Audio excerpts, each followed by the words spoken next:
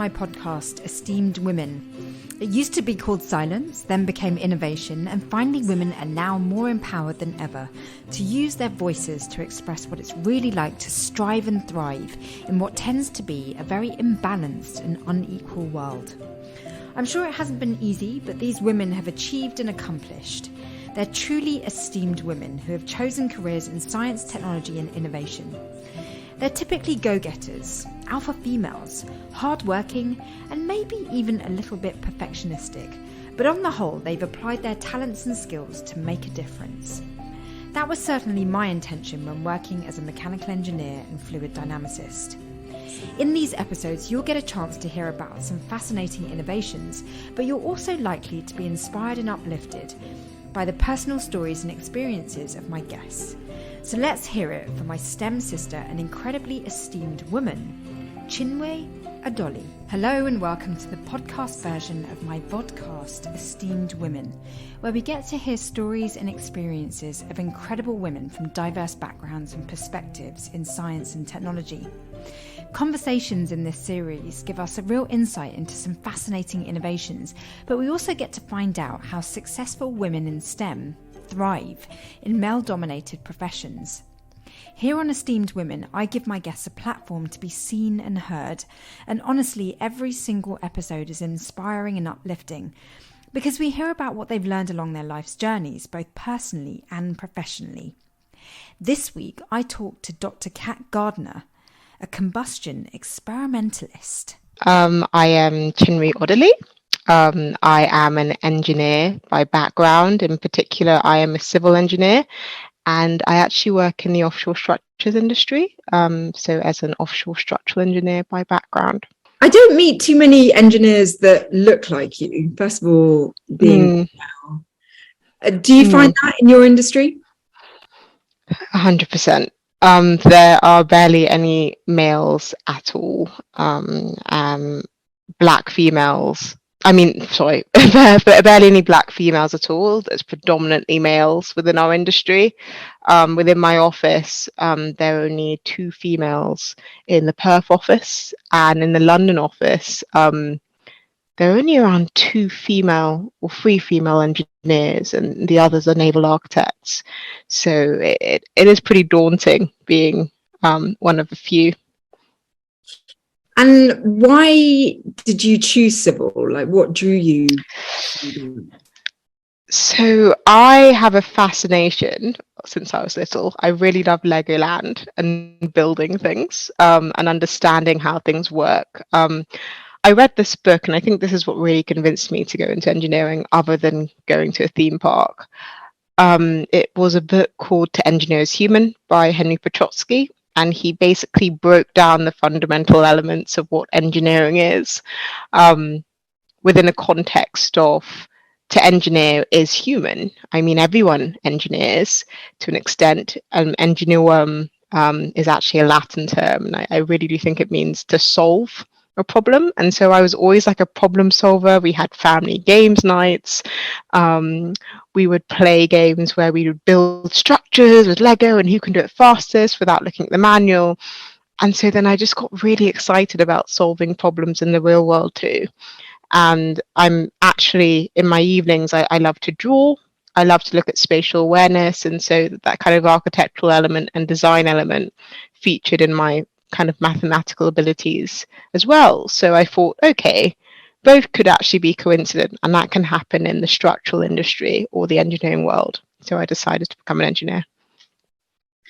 So I think when you have a fascination with things like that, the immediate next thought is, okay, I need to be good at maths and physics in order to get into university to study civil engineering. Was that your path? Yes, it was slightly. And I say that, so in A levels, I did further maths, chemistry, physics, and Latin. And I guess, I know Latin seems like it's so out of context as well, by the way, and I'll explain that later. But I did like physics a lot. And I still found a lot of engineers did not do physics, but were able to very well do an engineering degree in civil engineering, because the physics that we're learning, I would say at A level, on projectiles and speeds was not equivalent to the type of engineering you actually practice in industry or you learn in university, and that kind of physics. Instead, you're learning statics and quite simple formulaic equations that are, I'd say, were simpler than A level. So you have a lot of people that have actually taken the route to bypass physics and purely are pretty good at maths and maybe design and spatial awareness and take on engineering. So I now don't think and what's terrible is I went in with a very kind of narrow-minded view that you must be good at physics and you must be good at maths in order to accelerate in an engineering career. And I will say you do need maths, it's fundamental, but physics, the kind of physics that you learn, I would say, within higher education, going on to university, is very different than the kind of basic physics and mechanics that you learn whilst you're doing your A levels. So I feel like people should not create these barriers to entry, because there's a potential for anyone to go into engineering. This is why you find a lot of apprentices learn as per on the job, and it's really important that you learn on the job, because industrial engineering is nothing like the engineering theory and principles you'll be learning in uni. There are all these terms, there's jargon, your variables change, your boundary conditions change, it's real life. So there should not be an expectancy to have the world look like it does in a textbook, because it's not like that at all. And there needs to be further conversations between hiring committees, I would say, in the engineering industry and those that are in higher education, so that they can really map out their structure within the education system and tailor it closer to what it looks like in industry. Because I really had to ask, when I was doing kind of theoretical principles and examinations, if it reflects on what I'd be doing every single day, and it does not. And now that I'm in a position where I hire people, I'm very much about, are you able to mold yourself within the career industry? It's not, do you know the theory? Do you know the principles? It's, are you able to use those basic elements in theory and apply them in a really weird and bizarre setting? Because the conditions change. And I think that there need to be further conversations with industry and the people that they're employing, because graduates and their know-how is absolutely nothing when they enter in. And it's because these conversations have not been had. You just get in and you're so lost. You know, these principal engineers and these project engineers and technical assurance leads and authorities will be speaking in this meeting with your client with jargon that you have absolutely no idea about. And if our university degrees were more tailored to industry, then it would be so much easier to mold us in, and the barriers to entry would not be as high as they are now, within this economic crisis anyway, within the UK. So yeah, sorry, I went on a bit of a tangent, but it's an interesting subject, because the word engineer encompasses so much. So much. I think it includes so many ideas that it's kind of off-putting, because if someone is considering a career in engineering, they kind of don't know where to start. So maybe some people are just kind of going, there's too much to think about, I'm going to just go and do something else, be an accountant or something. I don't know. Yeah, I think so as well. Yeah, I agree with that. It looks a bit scary. Yeah, really. But like, what's your daily life like as an engineer? Like what so interesting that you'd ask me that. Yeah, what would it be like? So a typical day, there is no typical day. Days constantly change, especially within the offshore engineering industry. There is always some, dare I say it, some kind of storm or disaster or cyclone or some set of calculations that needs to change, or an assessment, or moving from project to project. It's highly dynamic. And I would say that, but that's not the case for every single engineering industry. that you go into. Because prior to me being in the offshore industry, I would say that I was a little bored as an engineer. I was designing standard house types onshore. It was the same house every single time, same calculations, no changes. Whereas now that I've been pretty settled in the offshore industry, I can say that no 2 days are the same. One day might involve you writing up a technical report after you've done loads of assessments.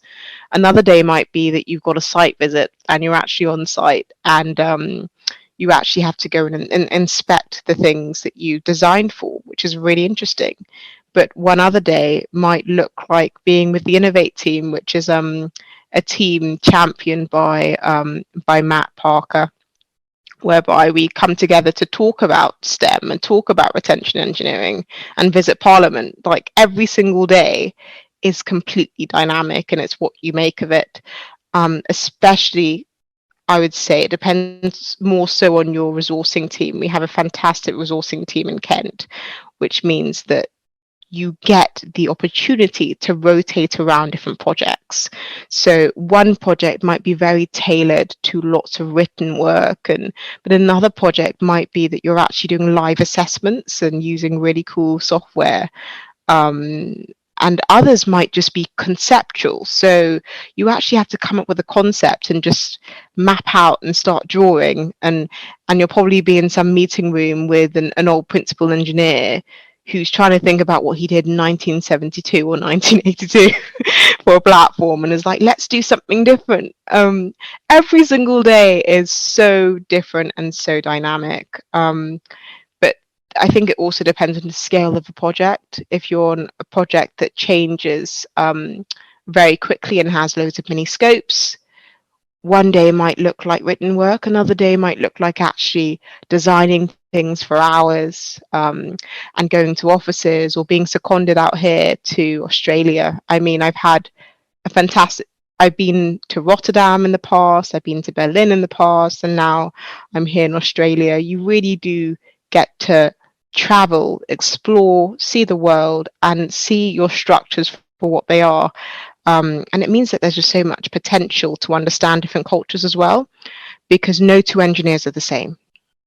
And there's this is what I really want to kind of distill and enlighten people with, because there's this assumption that every engineer is probably, they have some neurological problem whereby they don't speak and they just are so cooped up in their rooms and they do maths equations and it's nothing. It's beyond that. I find that the engineers within my team especially are really unique and really diverse, and are able to take simple concepts at home that are just so fundamental and so weird and apply them in the office. And so I think every single day is very different. It could be calculation based, it could be design based, it could be a client meeting somewhere in the middle of nowhere. Or it could just be you having a nice site visit and exploring the world. So an engineer is not boring by no stretch of the imagination. So while you're describing all that, the thing that comes up in my head is confidence. It's really you need a lot of confidence to do what you do. How have you dealt with your levels of confidence? Because on first impressions you seem like a very confident woman. What about your journey with that? Confidence is very hard to build, and especially within a safety oriented industry, which means it's a very competency based industry, and it means it takes time really to tick off a load of attributes before you can excel. I would say for instance, banking, it's very easy to tick off a few steps before you're an associate or before you're a senior associate. Engineering is very different. You build confidence based on doing, based on practice, based on time. You're assured that once you've done something so many times before, it's a lot easier to apply it to new principles. I would not say I was as confident in my first year of going into engineering. The jargon's all scary. Everything is different. Anything you learn theoretically or on principle in university, is now here in real life, and you have to apply it. You have to visually see things that you haven't seen before and develop a kind of confidence in a boardroom full of white, old, 6-year-old engineers, all male by practice, and be able to say, let's do this design differently, can we? I will not say that then within my first few months of being within the industry, it was easy to do so. I needed to practice, I needed to read, I needed to develop, I needed to see the same problem in different circumstances before I could make suggestions for repair options, before I could look at something differently. It takes time. Engineering is very much about time and practice, and to be honest with you, you have a lot of lives in the palm of your hands. One mistake, which is why we have safety factors, which is why we design according to standards and codes and best practice. It's because lives are at stake. We are engineering to solve one of the biggest problems of our time, which is, climate change, which means that there are a lot of lives at stake here. And so one tiny mistake could cause a fatal collapse. And so it's important for you to also, as an engineer, judge your own confidence. Sometimes step back and say, which I do regularly, I'm confident in terms of the analysis skills I know, but there's some elements of analysis I won't know. There's some fields I will not know. And so you need to have confidence also, an independent judgment to say, within a room full of people, I do not know this, but I'm able to refer you to someone who does.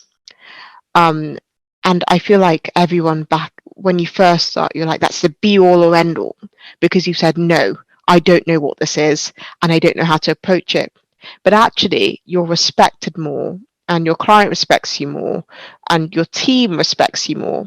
When not only are you able to refer to someone else because you yourself know by level of confidence this is not something you do understand. It really does take time to understand that there's some elements of knowledge that you will not have, and it's okay to say no. So I think confidence comes from years of practice.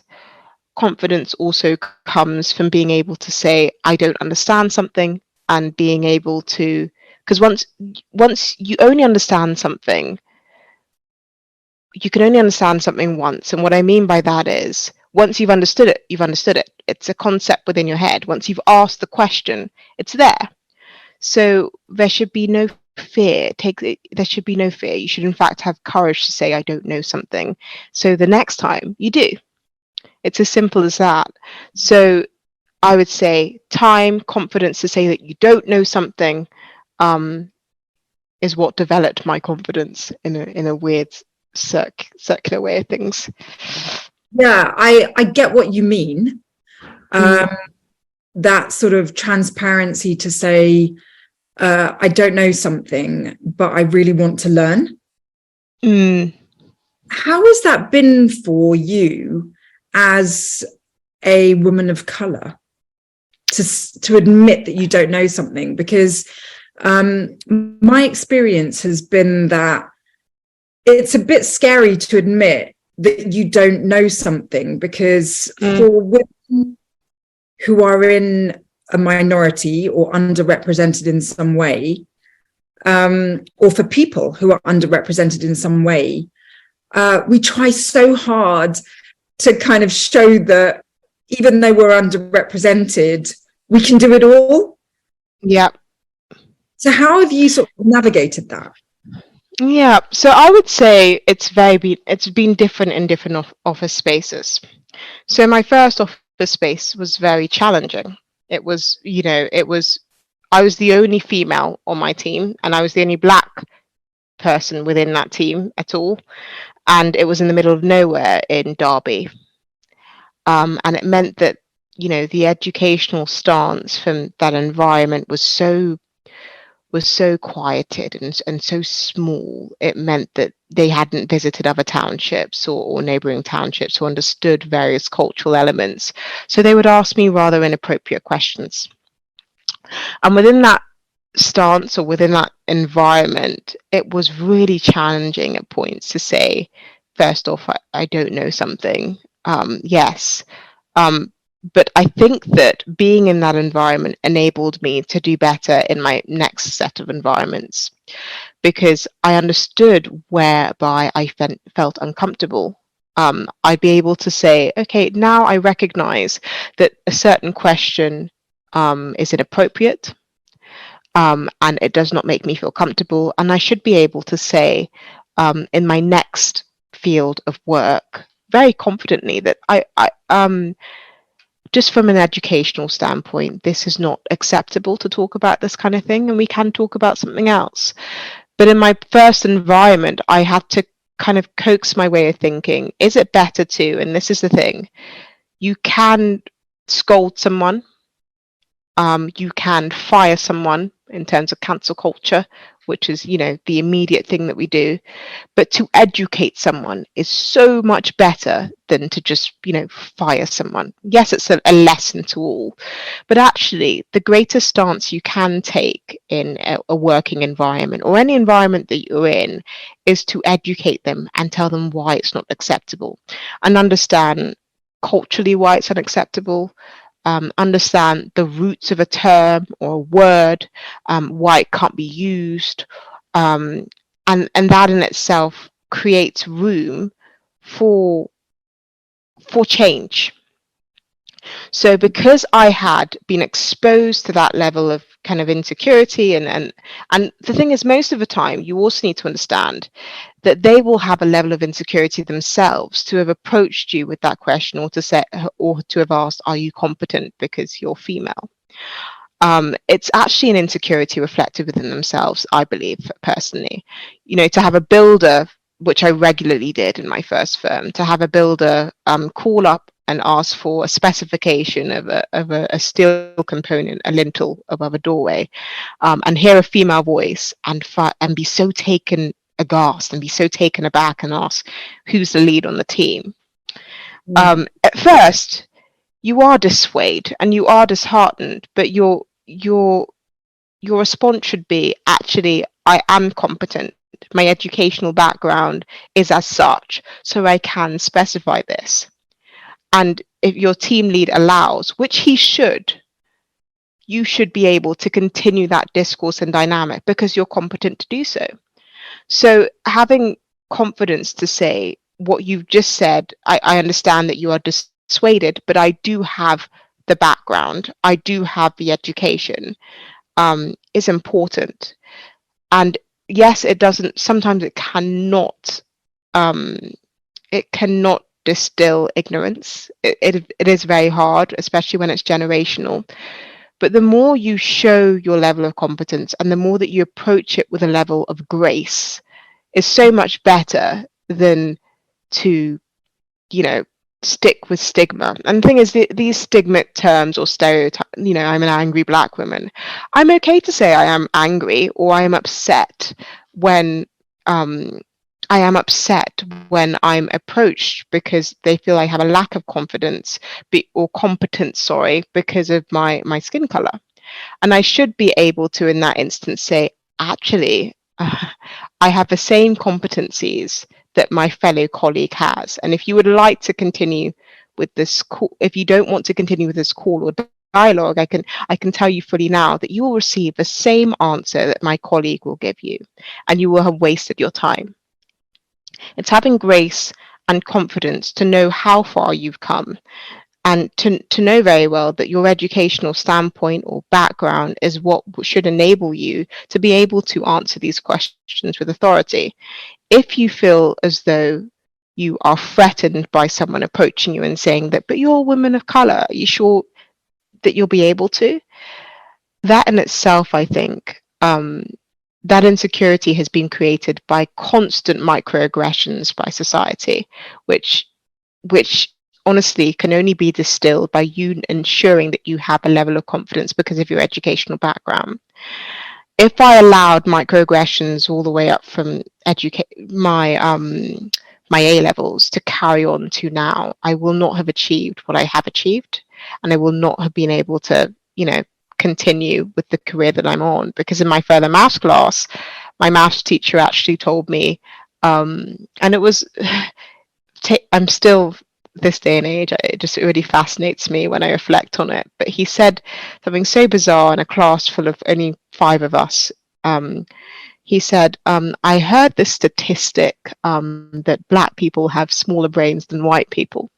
But obviously it's been distilled and discredited, and carried on with the rest of the lesson. And if I'd allowed that source of microaggression and that miseducation to be ingrained within my understanding, I would have left that further maths class, chosen a different discipline, and not become an engineer. Yeah. So it's a mindset. It's a mindset of confidence and assurance in the level of education you have and your abilities.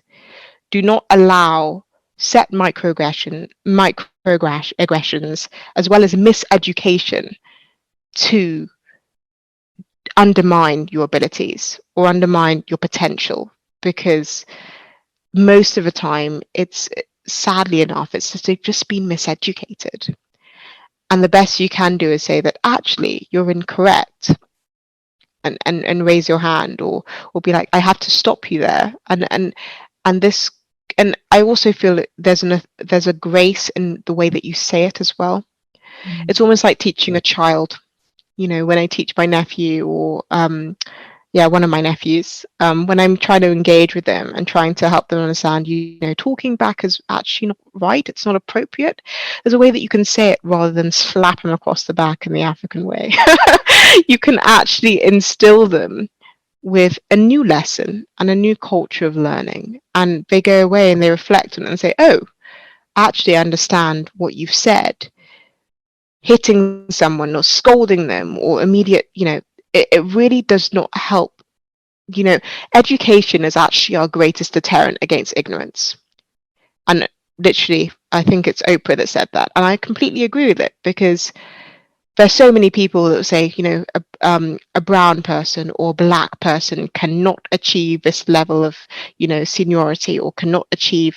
And these statistics, which are disheartening, and it's true, mean that you, as someone that's brown or someone that's black, will go away and be like, oh, well, if it's not possible, some people do this, and I understand why. If it's not possible, why should I try?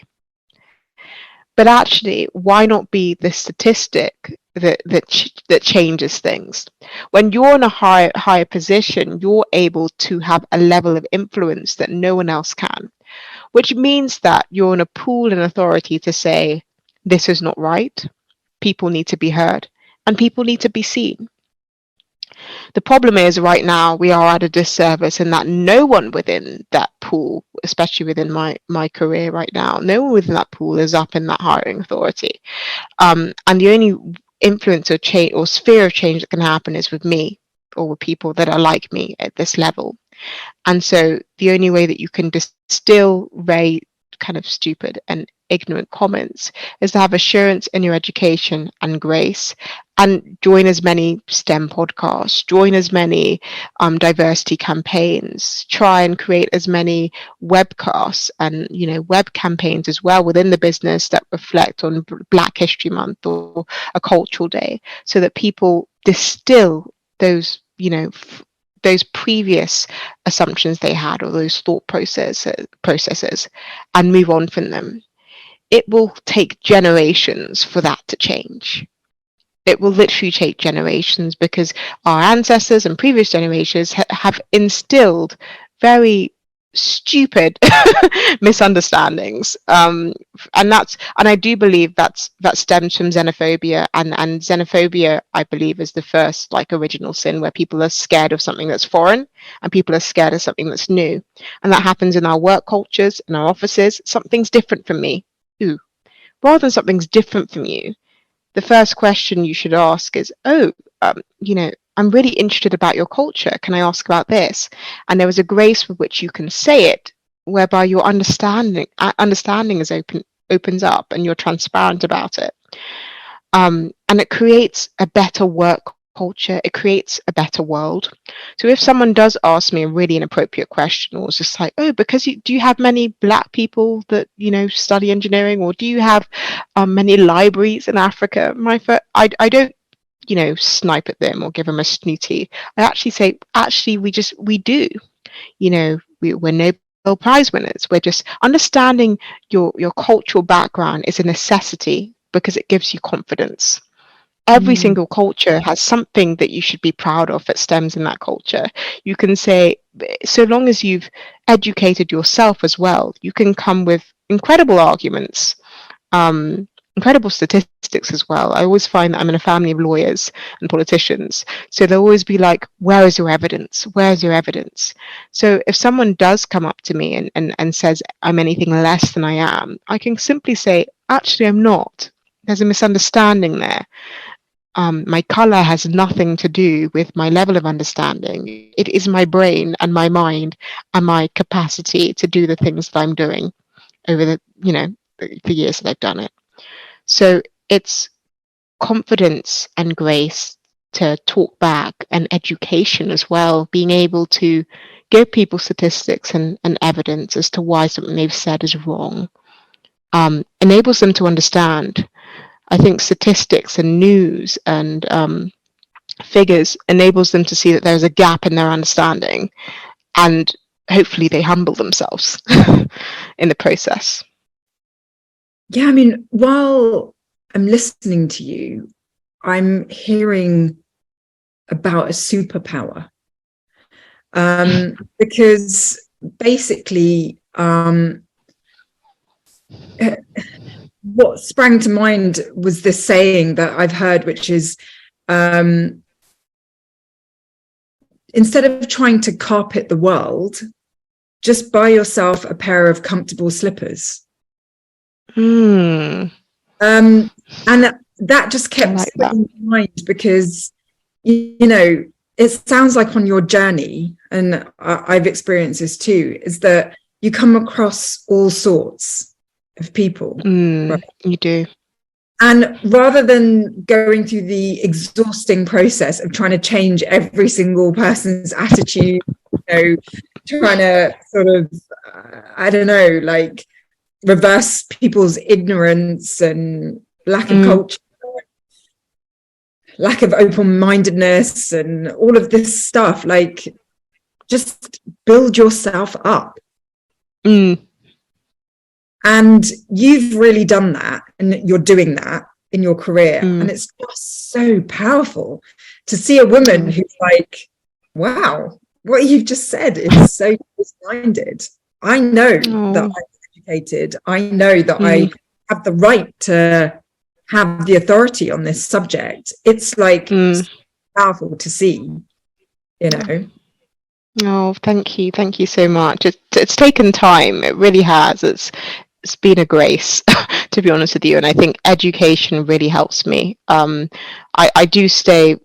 I've come from a background, or my father is very keen on us understanding our history and very keen on us understanding our heritage, and why it's so important. I think a lot of people just have a view that, you know, we're the developing world, or, you know, I'm a British-born Nigerian, but by background. So in terms of Nigeria or West African countries, or just Africa, there's always just this, you know, there's so much pain, and there's and yes, there's the disparity between the poor and the rich is just frightening.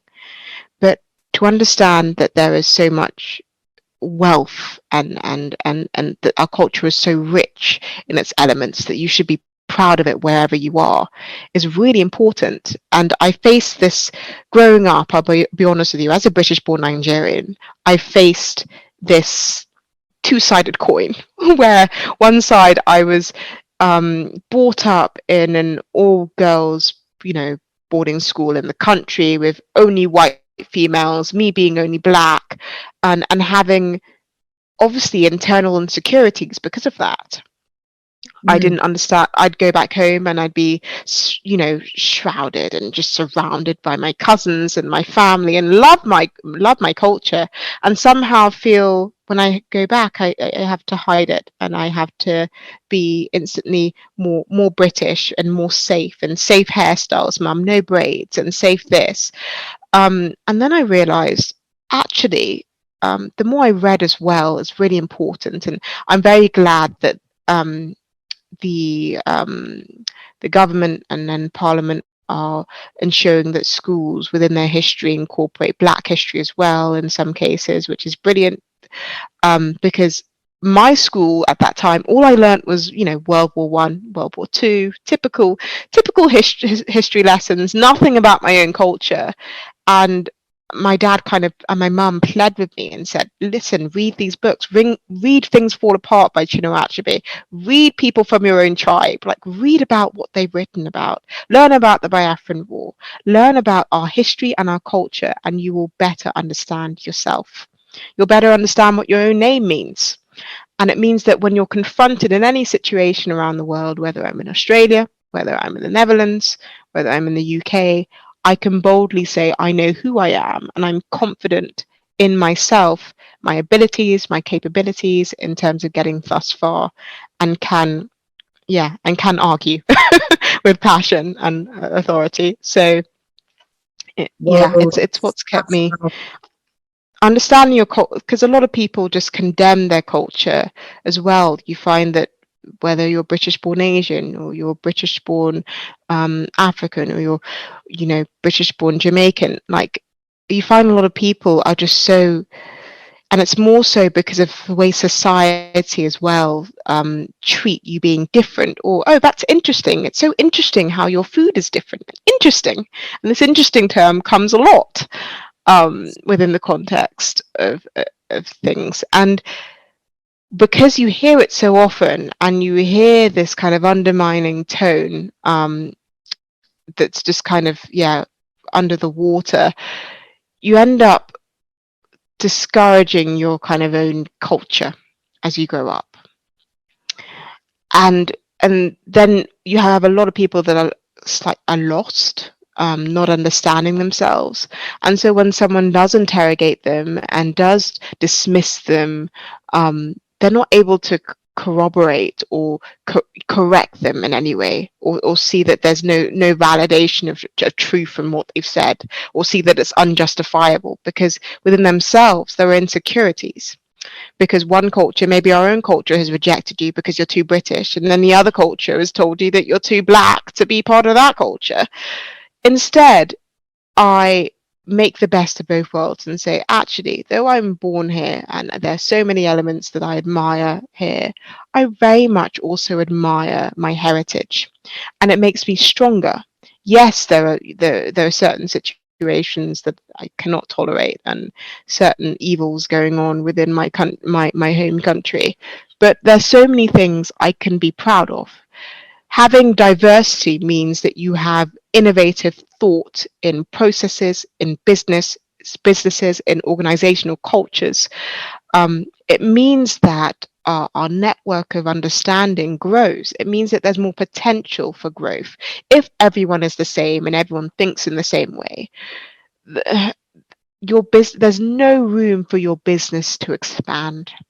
There is no room for your business to grow. No two heads should be the same, and no two heads, I believe, should come from the same environment. I think it's so important we have diverse cultures. It means that one person in the room might have a different understanding of a world and have seen something different compared to another, which means that their contributions are brilliant in their own way, because it means we can actually solve world problems. I remember we were doing a project for an asset near Kenya, and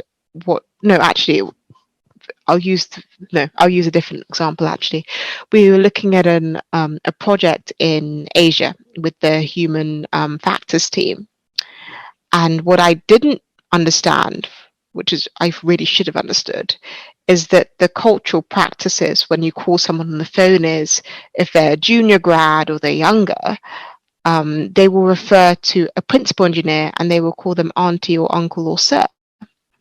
Because within that field, yeah, exactly. So within one culture, authority and seniority and age is very important to them. So I should, as an engineer, I should also have communicative abilities and understand that everyone is different. And so within that circumstance, I should be able to respect that situation and respect the fact that they would rather, have someone senior speak to them, or it's understanding these certain cultural nuances and being respectful about them that actually makes greater contributions and greater global organizations as well. Because if we're so stuck in our own way of thinking, there's never room to improve and there's never room to grow at all. So yeah, I think that's my answer before I go off on another tangent. You've given me so much to think about, because I actually don't know much about my heritage. And often people say, what, you don't know how to speak your mother tongue? My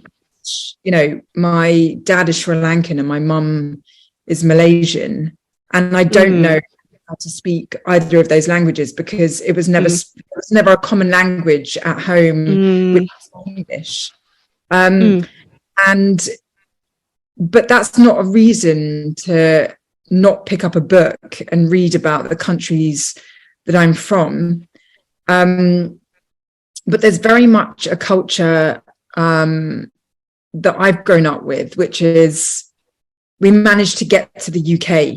We managed to escape, not oppression, but like escape a less, rather than escape, we managed to get to a place that will offer a better quality of life, a place that will allow us to have better lives, allow us to work, to get an education, compared to where we've come from.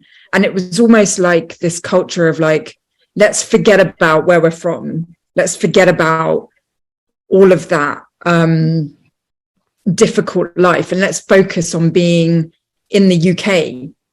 And, I was born in London, but I have always had a very massive missing piece to me, which is that I don't know where I'm from, because it was not encouraged that we ever revisit that. We're here now. We don't need to worry about where we're from. We can create ourselves whatever we want. And so there was this real culture of like, get the best education you can get, because that will be your identity, And so listening to like your perspective and your parents kind of wanting you to be proud of your roots is actually a really beautiful thing, because that is what makes you so diverse and so unique and so special. It does. Why not be proud of that? Exactly. Genuinely, I feel like even when a movie comes out, for instance, when I divulge, I'm sorry, this is an engineering podcast, but when I watched Black Panther, the first one, I was absolutely amazed. And yes, all the thematics and everything was just fantastic, and they made everyone look really cool. But for me, it was just how they molded and united African countries together. And also the fact that it was based on a Dahomean tribe of Amazon warriors that fought against white slave settlers in the 19th century, and they were this incredible, strong group of black warriors, female tribe that went out with spears and decided to fight these invaders. And for me, like Black Panther represented that. It showed our history very well, and a lot of people don't realize that it is based thematically on that history. But for me, it just made me feel so proud of what, especially Shuri, who is this fantastic engineer and this genius.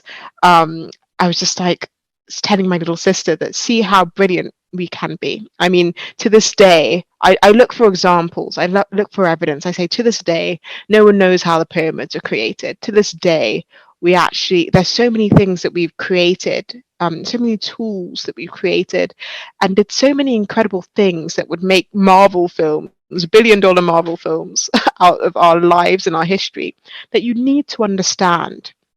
Because without being able to, you cannot, I believe that you cannot stop yourself from repeating the same mistakes that you repeated in the past if you do not understand your history. And we continue to repeat history today in cycles with Brexit and all sorts of things, with xenophobia, and because we do not learn from our history and we do not understand our history. We do not see that we're doing the same things again. And so this is why I appreciate historians and researchers and people that make films out of our history, because it gives you an appreciation of, yes, how far we've come, but also how much we're kind of, repeating or dooming ourselves by doing the same things we were doing 100 years ago. So I believe that history is so important, and understanding your own heritage as well, or, your DNA or your genetic culture, just makes you understand pieces of a puzzle so much more. It makes me understand me more. I read this article that people from my tribe are supposed to be very determined and money making, and it's because they had these oracles that would tell them that these Igbo people, this is what they're like. And then I just started to kind of pull, I'm by no stretch of the imagination into, anything that has to do with star alignment or astrology, or I'm not that kind of person. But understanding that, I come from a really strong people. I come from people that have that are headstrong and diligent and determined and work hard to get where they are, and are confident, made me all the more understand, wow, so this is who I am. And I should be proud of my heritage, because I come from people that are like that. I come from stubborn people. Okay, but it's not good to be too stubborn. So self-examine yourself and see where, there needs to be a change. Understanding your history, understanding your heritage helps you reflect and be like, oh, there's some things I've been ignorant-minded about. Actually, what I've said here could be distasteful, or it could harm my way of thinking, or harm someone else as well. So also understanding that there's another party, whether they're Black, Asian, white, knowing that respect comes from both sides is really important as well. So yeah. How do you deal then? Because it sounds like you have a very clear idea of what you know and what you don't know, and what you want in terms of change. How do you deal with being blocked by ignorance? Because we've talked about how we deal with handling ignorance with grace and with confidence. But what happens when you literally can't get through because of generations of just, nope, sorry, we're not doing it that way? Like in engineering, there's standards and regulations which will not change because they're based on historical development.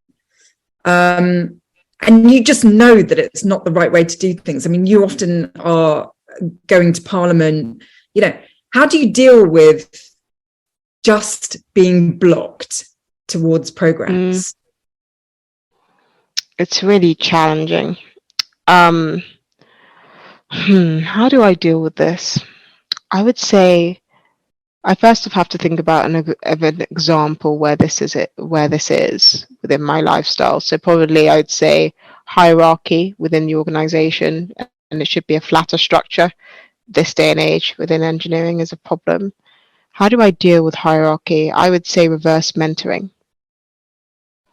I think that reverse mentoring, when there's an absolute block and that person does not want to listen, at all. The only thing you can encourage to team leads, to directors, to senior management, CEOs, hiring committee, is encourage that they enforce reverse mentoring, especially when that one individual or group of individuals does not want to learn and see that the world is changing. I think that blockage as well, if reverse mentoring can't happen within your business, I think the only way to deal with that blockage is writing about it. Well, for me, I'm a writer. So blogging helps, talking helps. Also speaking to mentors is highly is really important, because speaking to mentors enables you to see whether they, and I don't say go with a mentor that looks like you, but I do believe that having a mentor that has been through similar issues and understands your background and the struggles you faced is very important, because not only can they, identify with them, they're able to give you tools which enable you to understand how you can approach them. So I would say speaking to your mentors is really important. I would also say writing about it is very important, but in a safe way. Encouraging your business as well to enlarge their belonging, inclusion, and diversity teams, and being an advocate or representative in some ways, and an Eden champion is really important to start to break down these blockages within your business. And I would add to that patience. Patience. Because what I've found over my career, let's just call me middle-aged. What I found is that sometimes I'm up against really senior people, the aunties and uncles that you talk about in Asia. Need to sort of respect. Also seeing much younger people doing things differently in a really refreshing perspective, and respecting that, even though they don't have decades of experience, like they're recalibrating the way we do things in a good way. So it's kind of like when you're sort of middle aged, as in you're at an age that's in the middle of senior and newcomers, it's like learning to have respect for all those perspectives, then having patience on top, because it's like the amount of times that I've been condemned for doing what I do because I'm just being so radically different. I'm pushing my way through the negativity of doing something different, the resistance. Exactly. And not crumbling under that resistance. Sometimes I just have to be patient. Sometimes I just patient. Gone and just said to myself, this feels right in your heart. This feels like the right thing to do, the good thing to do. So keep doing it because your intentions are pure. And just accepting that people don't get it. Yeah. It is a patience thing. And the thing is, I've learned how to be patient because not only do I have obviously sometimes a cultural gap, people might say, because I was born and raised in the UK, but also I would say just the age gap between me and obviously my father. My father is very old, and it means generationally his way of thinking is just very archaic and somewhat outdated at points. And I found that in those situations, the best way is to find a means of communication. We as a society now are wedded to our phones. My dad will not understand media no matter how many times I try and drum that into him. So the best way is to literally draft up a piece of paper and talk to him manually and just show him why something is wrong, or literally on the most basic and in the simplest way I possibly can.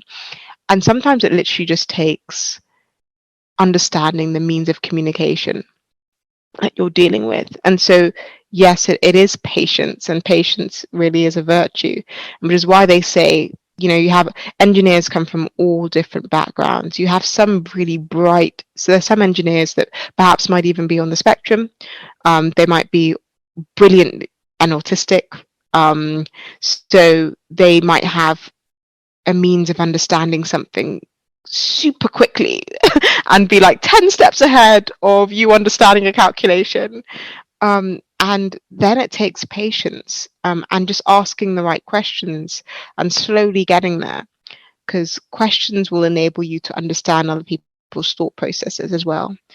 Why do you think that way? Why don't you want to sit next to that person? Why don't you? This is like dealing with a child. Again, I always say this, but with children, they kind of see the world in black and white. And sometimes they will literally just ask you loads and loads of interrogative questions and be super inquisitive. But why this? But why this? And that's actually helpful, because you get to the root of the issue.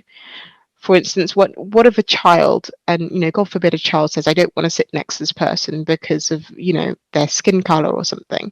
You start to degrade and just disintegrate that chain of thinking by asking first why. And you go down and you keep on disintegrating, and then finally they understand why their logic is incorrect, why they cannot think that way, and the child learns, and the next generation learns too. It's really as simple as that. Patience and having the time to ask the right questions and to continue to ask those questions. And also, I know it's very hard not to be offended.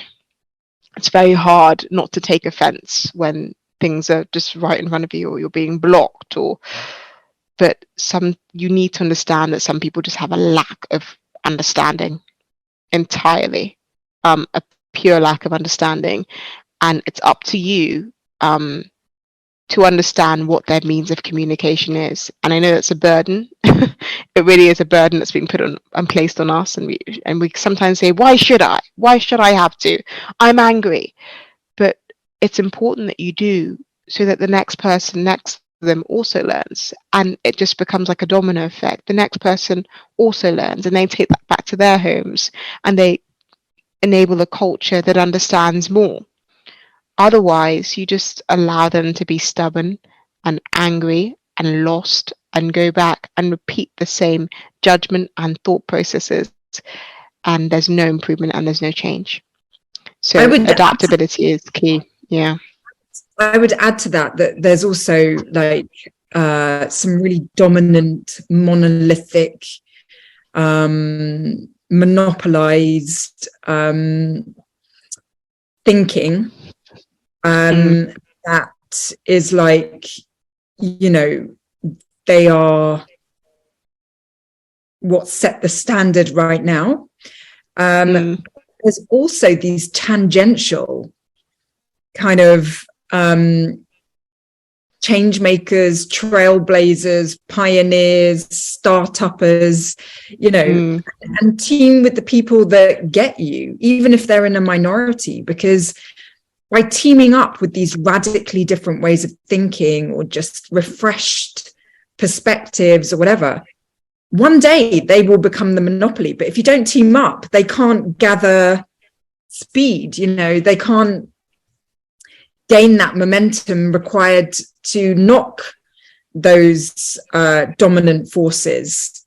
And in talking to you, like, I can really see why your uniqueness can bring about change in Parliament or otherwise. I can see why it can bring about change. And it's, I just see this like point of light that can just, become a floodlight one day. I hope so. That's really my hope. I really do want to build allyship. And I think that the only reason why there is so much stubbornness is that, I say this again, our original sin is just fear of something new and fear of change. If we've done things the way they've always been done, and this is what my senior engineers say, if we've used the same software for how many years, Chi, we just need to continue to use the same software. And just like, but processing time and computational time and competitors. You need to think about other aspects. Our competitors are using innovative tools. They have also decided to expand and employ outside of the UK.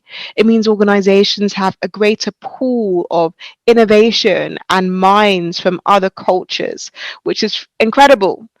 And you just build your diversity hub, and so under giving them a pattern and just showing them on the board, this means this, and this means this, and this will peremptorily mean this for us, is what you need to do. And it takes patience on a drawing board. It really does.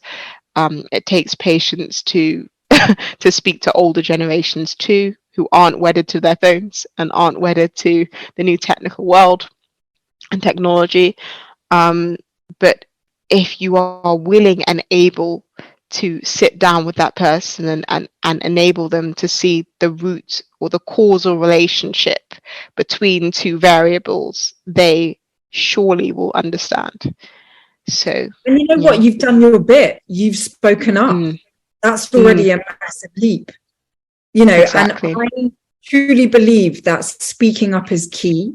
You've talked about the confidence to be able to speak up, which comes from within. We've got our own responsibility to develop that confidence to be able to speak up. And then once you've spoken up as loudly as you can, you do have to take your hands off it and just let things unfold. And that's where the patience comes in. But, you know, what's key here is that you've spoken, you know, you've shown space, you've shown what you're capable of, you've shown your vision.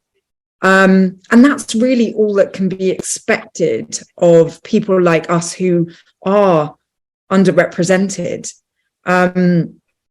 It's just so empowering and empowered as an approach. And I've just been so massively inspired by hearing you and the opportunity to interact with you, because just conversing makes me more assured of the things that I'm trying to do through listening to the things that you're trying to do. You know, it's really solidifying. And there's like a million more things that I wish we could have talked about, but we've run out of time. And you know, I mean, gosh, topics like juggling all the different dimensions of being a woman whilst in a very male-dominated society, and don't get me started. Exactly. Honestly, that's like another episode. Honestly, do you have a quick like last wrap up of how you last wrap up? I think just I would inspire others to obviously continue to just educate yourselves, continue to learn and progress and open your minds. The more you do, the more you'll see the world so much more clearly. And it will enable you to relate to other people, because to relate to other people means that you develop so many fruitful relationships across the board, and that will enable you as well to build your organizations and build cultures that are more conducive to this type of society we have now. Don't be scared of other people. Feel there's a grace in definitely trying to approach people with all transparency, and try and build real allyship. Try and build real allyship within your firms. You should have people that you are able to talk to if you don't understand something. Don't be colorblind. Be open to discussion, you know, embrace all ethnic backgrounds, embrace differences, you know, and no two experiences should be the same. You should understand that Black experiences aren't synonymous. You need to bear in mind that Asian experiences aren't synonymous, that Black women, Black disabled, Black men, they're all subject to different microaggressions. And so accept feedback and create an open place of trust and just and create a space to be available and listen to in and out of your offices, whether it's a coffee with your colleagues, 15 minutes of your day in payable hours is nothing. It's really nothing to sit down and better understand the world. So just recognize and celebrate and just do everything you can to just eradicate discrimination and bias. Bring voices to the table, host workshops if you can, and reach out to me if you want to. I'm happy to speak. And I just want to take the moment also to thank Innovate, because I've spoken to like a group of people that are just fantastic over the last 2 years, culturally diverse, open-minded, intelligent, wise people. And we're also young, which is incredible, who are just able to offer so many viewpoints and reading sources, and they're still doing so much beyond what I'm doing. Trust me, my teammates are just incredible. So yeah, that's all I've got to say. And good luck. It's a crazy world out there. Well, you know what? You are absolutely magnificent. There's so much more to learn about what you're doing and, you know, what you're pushing for in terms of change and progress and all of that. And, you know, we probably haven't even scratched the surface. But your magnificence has really shined through. And I don't know, even just in the hour, you have really uplifted me and probably my audience, if I can speak for them, because what I walk away with after hearing you is that it's possible. Like, change is possible, progress is possible, and it's all down to harnessing the power within ourselves to do good for the world. Exactly. Definitely. It's all down to ourselves. Thank you so much. Thank you. Thanks for listening, and please do subscribe to this podcast and maybe even rate and review it if you can. The more ratings and reviews, then the more interest from those trusty algorithms, which could help to increase the reach of this show. And you can watch the video recording of this conversation on YouTube for my new series called eSTEAMd Women. It's all about self-discovery and self-evolution on innovation. So as always, be kind and loving to yourselves, and I wish you all a great week.